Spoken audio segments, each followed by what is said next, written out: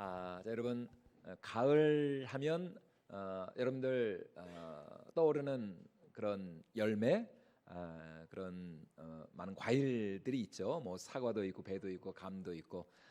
그런데 그 가운데서도 작으면서도 아주 그 빛이 영롱하고 또 맛있고 달콤하고 여러 가지 모양으로 몸에도 아주 좋은 그런, 그래서 한약재 같은 데도 항상 들어가는 그 열매, 가을하면 떠올리는 붉은 그 열매. 그렇죠. 잘하시네요. 대추가 있죠. 이 대추 여러분들 하여튼 어디를 가시든지 이 대추는 진짜 여러분 뺏어서라도 드셔야 됩니다.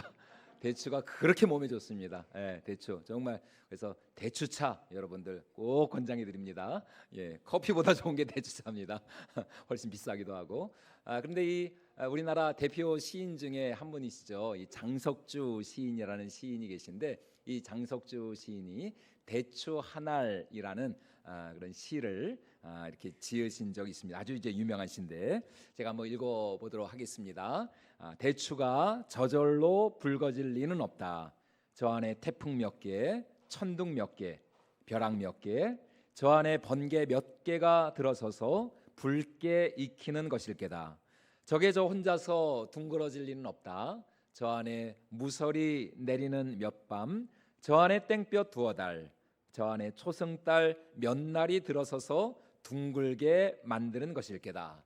대추야, 너는 세상과 통하였구나. 여러분, 이게 시입니다. 시. 참 대단하죠. 여러분, 무슨 말입니까? 그 흔하디 흔한 대추 한 알인 것 같지만, 그 대추 한 알이 그렇게 붉게 영그러지고 또 열매를 맺고 그 달콤한 맛을 내기까지 얼마나 그 오랜 시간, 추위와 더위와 또 풍파와 그런 환난과 시련을 겪어야 했는지 당신은 아느냐라는 것입니다. 그리고 시인은 이 사실을 마치 이제 그림을 그리듯이, 회화를 그리듯이 우리에게 이렇게 시적인 표현을 통해서 보여주면서 마지막으로 이 시인이 한 말이 뭐예요? 대추야, 너는 무엇과 통했다고요? 세상과 통하였구나. 세상과 통하였구나. 여러분, 무슨 말입니까? 오늘 우리가 살아가는 이 세상, 이 세상사, 우리의 인생, 이 인생사라고 하는 것도 이 대추 한 알과 같이 그냥 이루어지는 것은 있다 없다? 없다라는 것입니다. 없다라는 것이에요. 그 달콤한 맛을 내기까지, 또 그 정말 그 우리 몸에 좋은 그런 여러 가지 어떤 그런 영양소를 함유하기까지, 정말 겉으로 볼 때는 뭐 대수롭지 않은 것 같고 보잘것없고 별것 아닌 것처럼 보여도 그 대추 하나 그 속에, 우리의 인생이라고 하는 그 인생 속에 얼마나 많은 고난과 또 역경과 시련과 풍파를 견디며 겪어야 했는지 당신은 아느냐라는 것입니다. 그런 고난과 고통의 순간이 합해지고 어우러져서 비로소 우리 삶에 이 대추와 같은, 대추 하늘과 같은 그런 아름답고 풍성한 또 달콤한 그런 맛을 내게 된다는 것이죠. 그래서 이제 마지막에 이 시인이 너는 세상과 통하였구나. 우리의 세상사, 우리의 인간사라는 것이 바로 그렇다는 것이에요. 그런데 오늘 우리가 읽은 이 본 말씀에서 우리 예수님은 하나님의 나라, 우리 예수님과 함께 이 땅 가운데 임한 그 하나님의 나라가 마치 이 대추 하늘과 같이 그 하나님의 나라가 이 땅 가운데 또 우리 가운데 이루어지고 임재하기 위해서 얼마나 많은 고난과 또 힘들고 어려운 상황 속에서도 당신의 그 하나님 나라의 부흥과 성장의 역사를 이루어 가셨는지를 말씀해 주고 있습니다. 우리가 읽은 본문이 마태복음, 마가복음 6장의 앞선 말씀에서 우리 예수님께서는 고향 나사렛에서, 우리 예수님이 성장하시고 자라신 고향 나사렛에서 복음을 전하셨어요. 하지만 예상과 달리 사람들은 예수님을 배척하며 부인하였죠. 그래서 고향 나사렛에서는 정작 우리 예수님께서 많은 권능과 기적을 행하시지 못하였습니다. 그래서 우리 예수님의 복음 사역이 이 고향 나사렛에서는 마치 실패한 것처럼 그렇게 보였어요. 자, 그렇다면 여러분, 우리 예수님의 사역이 이렇게 여기서 멈추어지고 중단되어지는 것인가? 여러분 그렇지 않다는 것이죠. 예수님의 그 사역이 복음 사역이 나사렛에서는 그렇게 실패하고 중단된 것처럼 보였지만 그러나 우리 예수님께서는 거기서 한 걸음 더 나가서 오히려 갈릴리 전역을 다시며 당신의 하나님 나라의 복음을 증거하시는 것을 우리에게 보여주고 있습니다. 우리 오늘 읽은 본문 6절과 7절 말씀을 다시 한번 같이 읽어보도록 하겠습니다. 시작. 그들이 믿지 않음을 이상히 여기셨더라. 이에 모든 촌에 두루 다니시며 가르치시더라. 12 제자를 부르사 둘씩 보내시며 더러운 귀신을 제어하는 권능을 주시고. 네, 지금 예수님은 고향 땅에서는 거절을 당하셨습니다. 하지만 여러분들 예수님 절대로 실망하거나 낙심하거나 좌절하지 않으셨어요. 오히려 지금 예수님이 어떻게 하십니까? 그곳을 떠나서 다른 마을들로 다니시며 오히려 더 열심히 복음을 전하고 계신 것이죠. 뿐만 아니라 이제는 아예 당신의 그 12제자를 둘씩 짝을 지어서 오늘 우리식으로 얘기하면은 전도대, 이 전도단을 조직하여서 그들로 하여금 나아가 복음을 증거하고 또 병든 자를 고치고 귀신을 쫓아내는 놀라운 하나님 나라의 역사를 이루고 계신다는 것입니다. 여러분 그 이유가 무엇일까요? 가장 큰 기대를 가지고 갔던 곳에서 너무나도 큰 실망을 하고 돌아오셨지만 여러분 우리 예수님 거기서 멈추지 않습니다. 절대로 좌절하지 않아요. 그것 때문에 우리 예수님이 실망하거나 이 사역을 멈추시지 않는다라는 것입니다. 오히려 우리 예수님 더 열심히 이제는 아예 전도단까지 조직하여서 더 광범위한 지역으로 당신의 제자들을 파송하시며 그들로 하여금 그곳에서 당신의 나라의 복음 역사를 이루어 가시는 것이죠. 여러분 그것은 바로 하나님 나라의 이 복음이라고 하는 것은 절대로 중단되거나 멈출 수 없는 그 자체의 놀라운 이 하나님 나라의 생명력의 능력을 가지고 있기 때문인 것입니다. 여러분 이것이 바로 복음이 가지고 있는 첫 번째 속성, 즉 복음의 생명력이라는 것이에요. 복음의 생명력. 다시 말해 복음이란 그 속에 하나님의 생명이 있고 하나님의 능력이 있고 하나님의 권세가 그 안에 날마다 역사한다는 것입니다. 여러분 그렇기 때문에 복음은 어떠한 상황 속에서도 아무리 심한 반대와 핍박과 또 좌절과 실패는 있다 할지라도 여러분 절대로 거기서 복음은 멈출 수가 없다는 것입니다. 중단될 수 없다는 것이에요. 비록 예수님의 고향 나사렛에서 예수님은 거절당하고 배척당하셨지만 그것으로 인하여서 마음 상하지 않으시고 오히려 이제는 더 열심히 최선을 다하여서 당신의 사역을 이루어 나가신다. 그 이유는 바로 이 복음이 가지고 있는 이 운동력, 이 생명력이 있기 때문인 것이에요. 그래서 우리가 잘 아는 이 로마서에서도 사도 바울이 하는 말씀이 무엇입니까? 이 복음은 모든 믿는 자에게 구원을 주시는 하나님의 무엇이 된다고요? 하나님의 능력이 된다라고 오늘 우리에게 이렇게 말씀해주고 있습니다. 우리 로마서 1장 16절 말씀 우리 같이 한번 읽어보도록 하겠습니다. 시작. 내가 복음을 부끄러워하지 아니하노니 이 복음은 모든 믿는 자에게 구원을 주시는 하나님의 능력이 됨이라. 먼저는 유대인에게요 그리고 헬라인에게로다. 여러분 사도 바울은 지금 왜 복음을 부끄러워하지 않는다라고 이렇게 말씀하고 있습니까? 복음에 대해서 너무나 적대적이고 복음에 대해서 너무나 이 핍박이 심하였던 그 당시 이 로마 제국 한복판에서 복음을 전하면서도 여러분 왜 사도 바울은 그것으로 인하여서 주눅들거나 당하지 않고 오히려 더 담대하게 열심히 용감히 복음을 전하고 있는가? 그것은 바로 이 복음이 가지고 있는 그리스도의 그 복음이 가지고 있는 그 엄청난 힘과 능력, 모든 믿는 자에게 구원을 주신 하나님의 능력이 그 속에서 역사하고 있었기 때문인 것이에요.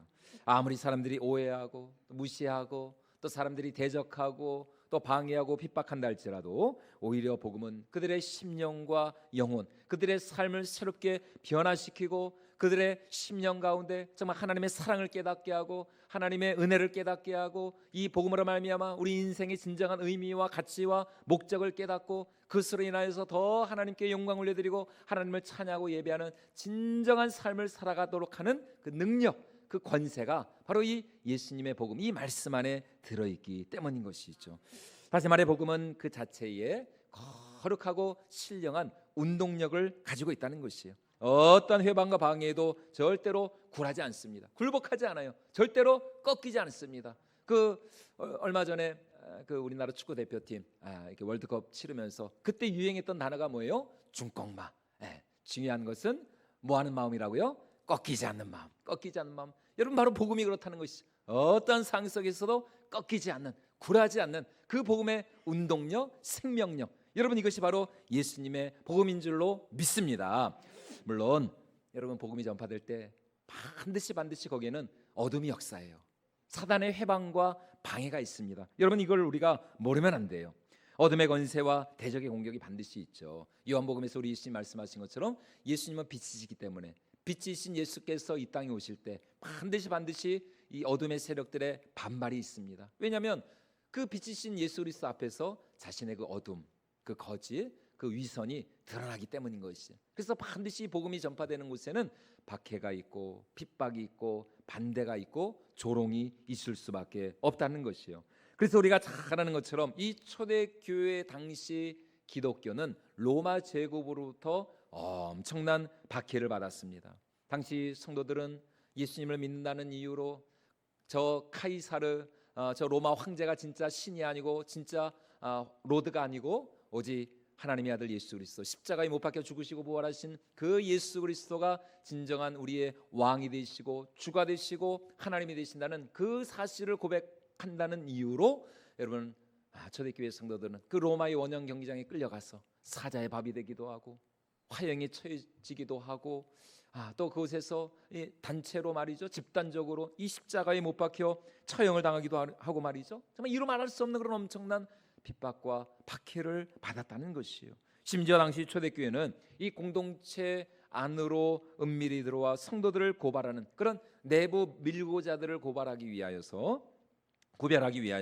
이 교회 문 앞에 집사들을 세워서 경비 역할을 이렇게 했다 그럽니다.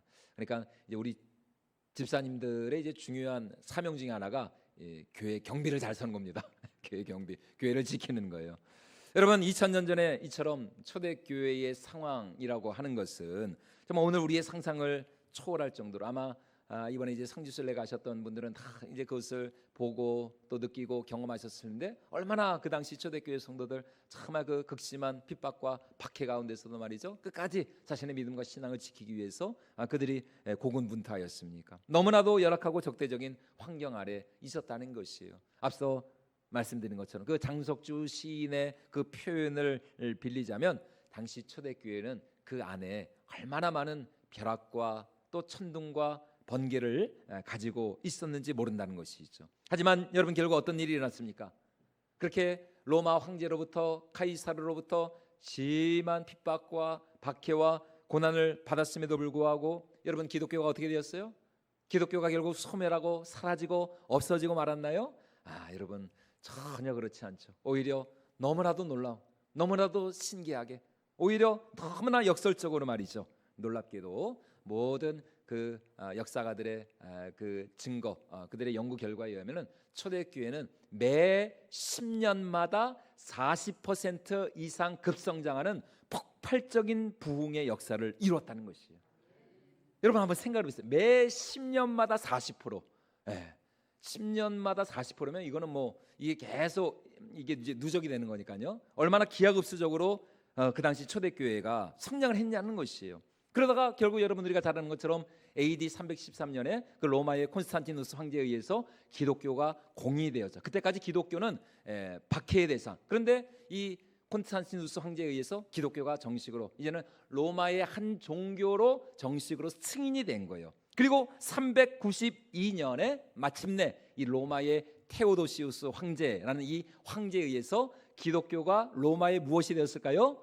로마의 국교가 되었습니다. 국교.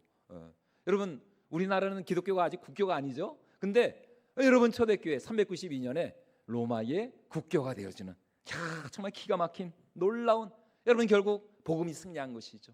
하나님의 교회가 승리한 것입니다. 여러분 이것은 비단 로마 제국만의 이야기가 아니에요. 우리 옆나라 여러분 중국에서도 마찬가지예요. 1966년 우리가 잘 아는 것처럼 중국의 문화 대혁명이 일어났습니다. 이때 많은 이 신지식인들, 많은 이 믿는 그리스도인들이 얼마나 엄청난 핍박과 조롱과 모욕과 심지어 죽임을 당했는지 몰라요. 수많은 교회들이 폐쇄되었어요. 수많은 성도들이 갇히기도 하고 돌팔매질을 당하기도 하고 심지어 죽임을 당하였습니다. 뭐 성경은 뭐 말할 것도 없고 성경은 뭐 그냥 다 이렇게 그냥 산더미처럼 쌓아올려 가지고 다 이제 성경을 불태우고 야, 정말 그 당시 중국이 그랬다는 것이에요. 그래서 학생이 말이죠, 학생이 교사를 막 고발하고 막 처형하는데 앞장서고 말이죠, 자식이 부모를 고소하고, 우리 부모가 교회 다닌다고 성경 읽는다고 말이죠, 자식이 부모를 고발해서 죽음에 이르게 하고, 그런 정말 어떻게 보면은 그 중국 역사적으로는 정말 끔찍한 일이었죠. 끔찍한 그런 일들이 일어났어요. 그 문화 대혁명 기간을 거치면서 중국 교회는 소멸한 것 같았죠. 선교사들 다 추방돼 버리고 아무도 남는 사람이 없었어요. 하지만 여러분, 개혁 개방의 바람이 불면서 여러분 막상 뚜껑을 열어보니까 여러분 어떻게 되었습니까? 현재 뭐 이거는 공식적인 어떤 그런 건 아니지만 비공식적으로 현재 중국 내에서는 이 중국 정부가 승인한 그 삼자교회를 포함하여서 믿는 그리스도인들의 숫자가 1억 명을 넘다 그럽니다. 1억 명. 어마어마한 것이 어마어마한 거. 거의 뭐 10분의 1 가까이가, 중국 인구가 한 지금 13억 되지 않습니까? 그러니까 1억 명 이상이라고 하니까 10분의 1 정도가 지금 예수님을 믿는다는 것이에요. 여러분, 이처럼 복음이라고 하는 것은 그 자체의 이런 엄청난 운동력, 생명력을 가지고 있어요. 그러므로 하나님의 은혜와 생명이라고 하는 것은 여러분 절대로 어떤 상황 속에서도 멈출 수가 없다는 것이죠. 중단될 수가 없다는 것이죠. 오히려 우리가 믿는 이 예수님의 이 생명의 복음은 정말 세상 만민을 향하여서 열려있는, 어느 누구에게나 전파되어야 되고 증거되어야 되고, 이 예수님의 이 생명 안으로 많은 사람들이 들어와야 하는 것이죠. 그래서 부활하신 우리 주님께서도 제자들에게 분부하신 명령이 무엇입니까? 너희는 온 천하에 다니며 만민에게 복음을 전하라고 이렇게 승천하시기 전에 예수님께서 지상명령, 가장 큰 이 명령을 이렇게 우리에게 주신 것이에요. 우리 마태복음 28장 우리 18절로 20절 말씀 같이 한번 읽어보도록 하겠습니다. 시작. 예수께서 나와 말씀하여 이르시되 하늘과 하늘과 땅에 땅의 모든 권세를 내게 주었으니 그러므로 너희는 가서 모든 민족을 제자로 삼아 아버지와 아들과 성령의 이름으로 세례를 베풀고 내가 너희에게 분부한 모든 것을 가르쳐 지키게 하라. 볼지어다 내가 세상 끝날까지 너희와 항상 함께 있으리라 하시니라. 네, 다시 말해 예수님의 복음이라고 하는 것은 세상 만민을 향한 것이라는 것이요. 절대로 여러분 나 혼자만의 복음이 될 수가 없다라는 것입니다. 우리 안에만 가둬둘 수 있는 게 아니라는 것이에요. 왜냐하면 계속 말씀드리는 것처럼 이 복음 안에는 예수님의 이 생명력, 이 운동력이 있기 때문인 것이요. 그런 의미에서 여러분 오늘날 현대 기독교의 가장 큰 이 문제, 이 어려움 중에 하나가 무엇이냐? 이 복음이 너무 이게 개인주의와 개인주의적 영성이 너무 이게 강조가 된다는 것이에요. 그래서 개인의 어떤 그런 영성, 개인의 신앙 성장만을 중시하고 이 나 혼자만의 믿음으로 만족하고 이제 거기서 끝나 버린다는 것입니다. 이 복음이 가지고 있는 이 공동체성, 이 연합 정신을 무시하는 것이죠. 여러분, 이것이 결국 오늘날 같은 이런 안나가 성도, 가난한 성도를 양산하게 된 그 근본적인 배경이 되는 것이요. 그러나 여러분, 우리가 받은 복음은 결코 여러분 절대로 나 혼자만의 복음이 되어서는 안 될 줄로 믿습니다. 여러분, 우리의 믿음과 신앙은 절대로 이 개인주의적 영성에 갇혀 있어서는 안 돼요. 오히려 여러분 정말 이 복음을 진정으로 경험한 사람, 하나님의 은혜와 이 구원의 그 감격을 진정으로 맛보고 누린 사람은 여러분 어떻게 될까요? 이 예수님의 이 생명, 이 구원의 기쁨을 다른 사람들에게 전할 수밖에 없는 것이죠. 그러니까 이 전도라고 하는 것은 정말 뭐 우리 믿는 성도들에게 있어서는 뭐 이거는 선택 사항이 아니라 필수. 필수. 여러분 이렇게 대학에서 이렇게 공부할 때도 여러분 필수 과목을 이수를 해야 졸업을 하지 않습니까? 이 마찬가지로 이 전도를 해야 여러분 우리가 진짜 하나님 앞에서 진짜 그리스도인이 될 수 있는 거예요. 뭐 전도는 구별된 몇 사람 몇 분만 하는 것이 아니라 이제 지금 이제 이렇게 날씨도 이제 좋아지고 한 이제 가을 이제 선선해졌는데 얼마나 여러분 전도하기 좋은 계절입니까? 이 가을에 여러분이가 다 함대에 나가서 복음을 전하고 믿지 않는 영혼들 주께로 인도하는 저 여러분 우리 모두가 될 수 있기를 주님의 이름으로 축원을 드립니다. 여러분 오늘 예수님도 그러셨어요. 제자들과 같이 정말 이 생명의 복음을 외쳤던 것입니다. 여러분 예수님을 이 땅에 보내신 분이 누구실까요? 예, 그렇죠. 성부 하나님. 하나님이 세상을 이처럼 사랑하사 독생자를 주셨으니 성부 하나님께서 성자 예수님을 이 땅에 보내셨어요. 그러면 성자 예수님께서 이제 십자가 사역을 통해서 당신의 모든 구속 사역을 완성하시고 승천하시면서 누구를 우리에게 보내주시겠다 약속하셨죠? 성령 하나님. 그렇죠. 성자 예수님께서는 성령 하나님을 우리에게 보내주셨어요. 그러면 이제 성령 하나님께서는 누구를 이 땅 가운데 이 세상 사람들에게로 보내실까요? 예, 바로 저와 여러분, 우리를 이 세상 가운데 보내신다는 것이에요. 그래서 사도행전 1장 8절에서 승천하시기 직전에 예수님께서 성령을 우리에게 보내주마 이렇게 약속하시면서 그 성령을 받은 우리가 앞으로 어떤 일을 무엇을 해야 될지에 대해서 이렇게 말씀하십니다. 우리 사도행전 1장 8절 말씀 같이 한번 읽어보도록 하겠습니다. 시작. 오직 성령이 너희에게 임하시면 너희가 권능을 받고 예루살렘과 온 유대와 사마리아와 땅끝까지 이르러 내 증인이 되리라 하시니라. 아멘. 여러분, 이제 성령을 우리에게 약속하셨는데 이 성령이 우리에게 임하면 우리가 어떤 사람들이 된다고요? 이 복음의 증인이 되는 것이고 십자가의 증인이 되는 것이고 부활의 증인이 되는 줄로 믿습니다.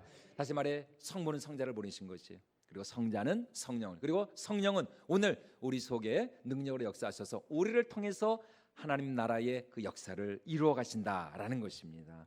여러분, 이처럼 고향 나사렛에서 예수님의 사역은 잠깐 중단되고 멈춰진 것처럼 보였지만, 그러나 복음 자체가 가지고 있는 이 생명력, 이 운동력으로 인하여서 더 지금 하나님 나라의 이 사역이 확장되어져 나가는 것을 우리가 볼 수가 있는 것이죠. 그러면서 예수님은 그들에게 또 하나의 지침을 내려주고 계십니다. 우리 8절과 9절 오늘 본 말씀 같이 한번 읽어보도록 하겠습니다. 시작. 명하시되 여행을 위하여 지팡이 외에는 양식이나 배낭이나 전대의 돈이나 아무것도 가지지 말며 신만 신고 두벌 옷도 입지 말라 하시고. 네, 여러분 무슨 말입니까? 전도 여행을 위해서 너희가 뭐 이것저것 이렇게 준비할 필요가 없다라는 것입니다. 먼 길 떠난다고 해서 낯선 곳으로 간다고 해서 뭐 먹을 양식을 준비한다거나 입을 옷, 신발, 뭐 전대의 돈 이런 거 챙길 필요가 없다는 것이에요.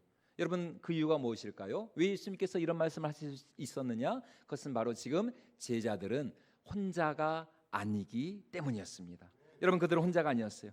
다시 말해 그들이 가는 길에 누가 그들과 함께 하시느냐? 그들을 택하시고 부르시고 그들을 보내신 하나님이 그들과 함께 하시는 줄로 믿습니다. 하나님이 그들의 모든 필요를 아시고 하나님께서 그들의 모든 발걸음 걸음걸음을 인도해 주시고 하나님께서 그들을 통하여서 당신의 모든 필요를 채우시고 역사하실 것이기 때문에 지금 예수님께서는 이 전도대로 파송하시는 그 제자들을 향하여서 너희가 그렇게 거추장스럽게 이것저것 준비할 필요가 없다라고, 너희는 오직 너희를 택하시고 부르시고 너희를 보내시는 여호와 하나님만을 신뢰하고 의지할 것을 그들에게 분명히 말씀해주고 있는 것이에요. 여러분, 이것이 바로 복음이 가지고 있는 두 번째 속성 무엇입니까? 바로 복음의 의존성입니다. 의존성. 여러분, 복음의 의존성, 누구를 의지한다고요? 우리를 부르시고 택하시고 또 우리를 보내시는 여호와 하나님만을 온전히 의지하고 그분을 신뢰하는 것. 여러분, 이것이 바로 예수 그리스도의 복음이라는 것이에요. 여러분, 다시 말해 그리스도의 복음은 절대로 사람을 의지하지 않습니다. 재물을 의지하는 것이 아니에요. 어떤 상황과 환경에 종속되는 것이 아니라는 것이죠. 오히려 예수님의 복음은 이 복음의 진정한 주인이 되시고 또 왕 되신 여호와 하나님만을 의지하는 줄로 믿습니다. 전도 여행을 떠나기 전에 사실 제자들의 마음이 얼마나 분주했겠습니까? 여러분, 그들의 마음이 얼마나 바빴을까요? 그런데 지금 예수님이 하시는 말씀이 뭐라고요? 아무것도 준비할 필요가 없다. 아무것도 준비할 필요가 없다. 아무것도 준비할 필요가 없다. 왜냐하면 너희 가는 길에 하나님이 너희와 동행하시고 하나님이 너희를 지키시고 그리고 너희를 택하시고 또 너희를 지금 보내시는 그 하나님께서 순간순간마다 너희 모든 필요를 채우실 것이기 때문에 만날 만한 자들을 만나게 하시고 또 너희의 그 모든 기도와 마음의 소원을 들어주실 것이기 때문에 너희는 결코 혼자가 아니며 너희를 보내시는 그 하나님만을 신뢰할 때 하나님께서 반드시 너희를 책임져 주실 것이다, 이렇게 말씀을 하고 있는 것입니다. 여러분, 그러므로 우리에게 정말 필요한 것은 다른 것이 아닙니다. 오늘 우리에게는 여호와 하나님을 향한 그 믿음, 하나님을 온전히 신뢰하고 의지하는 그 믿음이 우리에게 있어야 할 줄로 믿습니다. 여러분, 진짜 복음을 경험한 사람의 특징이 그렇다는 것이에요. 내 힘으로 살지 않아요. 내 어떤 그런 지혜와 지식과 내 경험만을 의지하지 않습니다. 매일 매 순간 온전히 여러분 이런 사람은 하나님을 의지하는 것이요. 하나님을 바라보고 하나님께 기도하고 하나님 도와주세요. 오늘 하루도 나와 함께 해주세요. 오늘 하루도 하나님 나의 갈 길을 인도해 주세요. 그러니까 기도하지 않을 수가 없는 것이죠. 철저히 자신의 모든 필요를 하나님으로부터 공급받게 된다라는 것입니다. 여러분 이런 사람은 자기 마음대로 하는 것이 별로 없습니다. 더 하나님을 의지하면 의지할수록 아주 이 사소한 것 하나까지도 하나님께 묻고 하나님의 뜻을 구하고 또 하나님을 신뢰한다는 것이요. 심지어 여러분 이런 사람은 커피 한 잔을 마셔도 하나님께 물어봐요. 하나님, 정말 커피가 땡기는데요. 뭐 요새 청년들은 하도 이제 커피를 이제 달고 살아가지고 뭐 커피를 많이 마신다는데 커피 한 잔을 사 마셔도 하나님 이렇게 날도 덥고 이제 정신도 오락가락하고 하나님 카페인이 필요합니다. 커피 한 잔을 마셔도 될까요? 안 될까요? 하나님 오늘 정말 너무 이게 땡기고 당이 떨어지는데요. 하나님 단팥빵 하나 사 먹어도 될까요? 하나님 이렇게 모든 사소한 것처럼 보이지만 항상 하나님께 묻고 하나님의 뜻을 구하고 순간순간마다 하나님의 임재와 하나님의 동행 아래 거하는 이런 사람이 될 수밖에 없다라는 것이죠. 그래서 하나님이 마음 가운데 이제 그런 이제 감동을 주시는 것이죠. 아이고 그래 누구누구야 참 오늘 하루 수고 많았지. 참 오늘 하루 너 열심히 살았다. 그래 커피 한 잔 뭐 아까울 게 뭐 있느냐. 커피 한 잔 사 먹어라 커피 한 잔 근데 너무 비싼 건 사 먹지 말아라. 그냥 적당한 선에서 그냥 아메리카노나 라떼나 그냥 그 정도 선에서 사 먹어라. 뭐 그렇게 말씀하시기도 하고 너 좀 당이 좀 떨어지는 것 같구나. 단팥빵 사 먹어라. 크림빵도 괜찮아. 사 먹어라. 근데 이제 어떤 분들은 반대로 야 너 요새 너무 잘 먹는 것 같아. 너 좀 다이어트 좀 해야 되겠다. 오늘은 아무리 먹고 싶어도 오늘은 먹지 마라. 이제 그러면은 또 내 마음은 먹고 싶지만 또 하나님이 또 그렇게 감동을 주시면은 또 안 먹을 수도 있는 거예요. 정말 이런 작은 것 하나까지 하나님을 의지하고 하나님께 묻고 또 하나님의 인도를 구하는 이런 삶을 살아갈 수밖에 없다는 것이죠. 왜냐하면 하나님이 나보다 나를 더 사랑하시니까요. 하나님께서 나보다 나를 더 잘 아시고 또 나는 오늘 하루 일도 우리는 다 모르지 않습니까? 당장 뭐 내 눈앞의 일밖에 모르지. 그러나 여러분 우리 하나님은 우리의 처음과 끝을 아시고 내 인생의 전부를 통으로 아시고 내 인생 가운데 무엇이 가장 선하고 옳고 복된 길인지를 아시는 분은 하나님 한 분밖에 안 계시기 때문에 순간순간마다 하나님의 인도와 임재와 또 하나님의 뜻을 구하는 이런 삶을 살아가는 것입니다. 여러분 오늘 우리는 어떻습니까? 정말 우리 매일의 삶 속에서 여러분 얼마나 하나님을 의지하시나요? 여러분 얼마나 하나님의 뜻을 구하는 그런 삶을 살아가십니까? 여러분 여전히 주님을 믿는다고 하면서도 하나님을 신뢰하고 의지하기보다는 여러분 혹시 내 경험과 내 지식과 내 판단과 선택을 의지하며 여러분 그렇게 살아가고 계시지는 않나요? 그러나 여러분 우리는 매일 매순간 정말 성령님의 인도를 구하면서 정말 하나님의 도우심 없이는 단 한 발자국도 걸을 수 없다라는 그런 마음을 가지고 여러분 우리가 온전히 하나님만을 의지하는 삶을 살아야 할 줄로 믿습니다. 그렇게 우리가 온전히 주님을 바라고 의지할 때 우리 하나님 반드시 하루하루 우리의 삶을 가장 좋은 길로 인도해 주시고 또 책임져 주시고 하나님께서 반드시 우리 삶을 통해서 당신의 영광을 나타내 주실 줄로 믿습니다. 오늘 마지막으로 우리 예수님께서는 제자들에게 또 한 가지 이 명령을 제자들에게 주시고 있는데요. 우리 10절과 11절 말씀 우리 같이 한번 읽어보도록 하겠습니다. 시작. 또 이르시되 어디서든지 누구의 집에 들어가거든 그곳을 떠나기까지 거기 유하라. 어느 곳에서든지 너희를 영접하지 아니하고 너희 말을 듣지도 아니하거든 거기서 나갈 때에 발 아래 먼지를 떨어버려 그들에게 증거를 삼으라 하시니. 여러분 무슨 말입니까? 한마디로 복음을 전하러 이제 너희가 떠날 텐데 이 집 저 집 이렇게 옮겨 다니지 말라라는 것입니다. 그 집이 너희에게 편하든지 혹은 불편할 수도 있겠죠. 그냥 온전히 그곳을 떠날 때까지는 그냥 한 집에 쭉 머물러 있으라는 것이에요. 그리고 만일 그 사람들이 너희를 영접하지 않거나 너희를 맞이하지 않는다면 너희 발에 묻은 그 먼지를 떨어버리고 다른 고을, 다른 마을들로 떠나라 이렇게 이제 명령을 하십니다. 다시 말해 복음을 전한 후에 너희는 절대로 그 결과에 연연하지 말라는 것이에요. 너희 할 일은 다만 복음을 전하고 나를 증거하는 것이지 그 결과까지 너희가 책임지려 하지 말라라는 것입니다. 왜냐하면 여러분 그 이유가 무엇입니까? 바로 하나님의 나라가 하나님의 그 때가 점점점 더 가까워 오고 있기 때문이라는 것이에요. 여러분 이것이 바로 복음이 가지고 있는 마지막 세 번째 속성, 복음의 긴급성이라는 것입니다. 복음의 긴급성. 여러분 오늘 우리가 분명히 알아야 할 사실이 무엇입니까? 그것은 바로 이 하나님 나라의 이 복음이라고 하는 것은 분명히 그 시간이 한정돼 있다는 것이에요. 제한돼 있다는 것이에요. 여러분 반드시 이 역사에 끝이 있습니다. 종말이 있다는 것이에요. 우리 예수님 하신 말씀 무엇입니까? 승천하시면서 내가 속히 오리라. 내가 속히 오리라. 여러분 그래서 초대교회 성도들 항상 이 종말 의식을 가지고 살았어요. 오늘이나 혹은 내일이나 정말 우리 믿음의 그 선배들, 그 선진들의 고백과 같이 저 하늘에 이상한 구름만 보여도 우리 예수님 지금 당장 오늘 이 땅 가운데 재림하시는 거 아닌가? 항상 이 예수님의 이 재림 의식, 종말 의식을 가지고 그들이 살았다는 것이죠. 여러분 그러니까 정말 우리 안에 믿음이 없다면 여러분 오늘 하루하루 이 한날의 삶이 얼마나 우리에게 귀하고 소중하고 가치 있는 그런 소중한 시간인지 모르는 것이에요. 왜냐하면 우리 주님이 언제 이 땅에 다시 오실지 우리는 그 날을 알 수가 없기 때문에 예수님도 내가 무엇과 같이 오리라 말씀하셨어요? 도적과 같이 오리라. 도적과 같이 오리라. 언제 오실지 모른다. 분명히 경고하신 것이에요.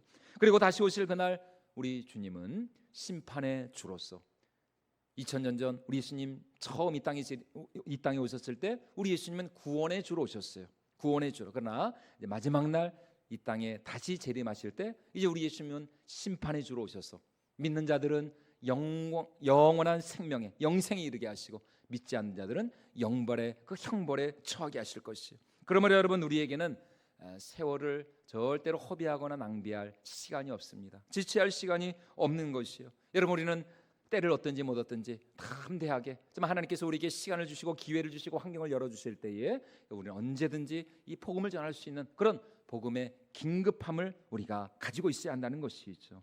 여러분 그렇기 때문에 우리 하나님 앞에서 여러분 가장 어리석은 사람은 어떤 사람입니까?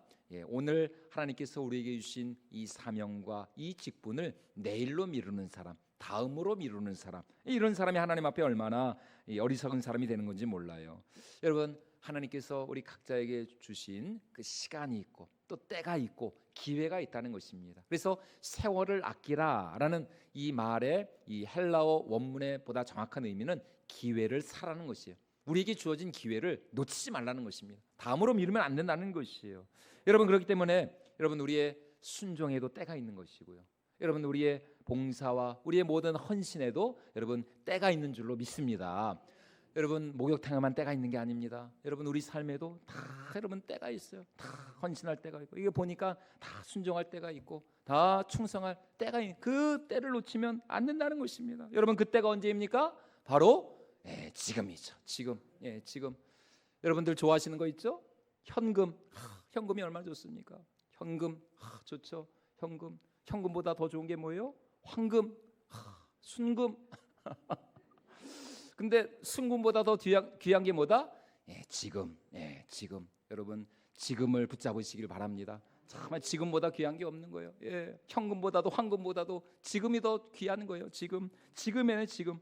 여러분 이제 2024년 이제 벌써 9월에 이제 후반기 9월도 이제 얼마 남지 않았고 이제 2024년 우리가 이제 후반기로 이제 달려가고 있습니다. 여러분 얼마 남지 않은 올 한 해도 정말 우리가 지금까지 달려오셨는데 남은 올 한 해 정말 우리가 하나님 앞에 후회함 없이 정말 우리가 하나님 앞에 아쉬움 없이 올 한 해 정말 우리가 하나님 앞에 더 끝까지 헌신하고 또 충성하고 이 예배의 자리, 우리 사명의 자리, 또 우리 봉사와 직분의 자리를 지키면서 우리가 정말 하나님을 온전히 신뢰하고 의지하며 나아갈 때에 우리 하나님께서 반드시 우리 한 사람 한 사람 정말 잘했다 칭찬하시면서 반드시 하나님께서 우리를 축복해 주실 줄로 믿습니다. 말씀을 마치고자 합니다. 여러분 예수님의 복음은 고향 나사렛에서 실패한 것 같았어요. 멈추는 것 같았어요. 그러나 여러분 이 복음 자체가 가지고 있는 이 생명력, 이 복음의 운동력으로 인하여서 복음은 절대로 멈출 수가 없었습니다. 그래서 그렇게 전파되고 증거되고 확장되어진 예수 그리스도의 복음이 오늘 여러분 우리에게까지 이렇게 증거가 전파가 되는 것이죠. 여러분 오늘 우리 삶도 마찬가지입니다. 우리는 실패할 수 있어도 여러분 하나님은 절대로 실패하지 않으시는 줄로 믿습니다. 우리는 잠깐 멈출 수 있어요. 그러나 하나님은 절대로 멈추시지 않습니다. 그분의 뜻이 이루어질 때까지, 그분의 나라가 이 땅 가운데 온전히 이루어질 때까지 하나님은 멈추지 않아요. 여러분 그러므로 이제 하나님께서 우리에게 원하시는 것이 무엇이에요? 그 하나님과 함께 우리가 어떤 상황 속에서도 정말 그 달콤하고 맛있는 영양가 있는 그 정말 대추 하늘과 같은 그런 우리 인생이 되도록 여러분 우리가 더 끝까지 어떤 고난과 어떤 시련과 어려움 속에서도 우리도 예수님과 함께 멈추지 말고 여러분 우리가 낙심하지 말고 우리가 끝까지 이 사명과 직분을 충성되이 잘 감당하며 나갈 때에 여러분 우리 모두가 이 복음과 함께 이 생명의 이 말씀과 함께 우리도 비상하고 또 날아오르면서 우리를 통해서 하나님께서 이 땅 가운데 당신의 영광을 나타내 주실 줄로 믿습니다. 이러한 복음의 증인이 되고 십자가의 증인 또 부활의 증인이 될 수 있는 저와 여러분들이 모두가 될 수 있기를 주님의 이름으로 축원을 드립니다. 이 시간 우리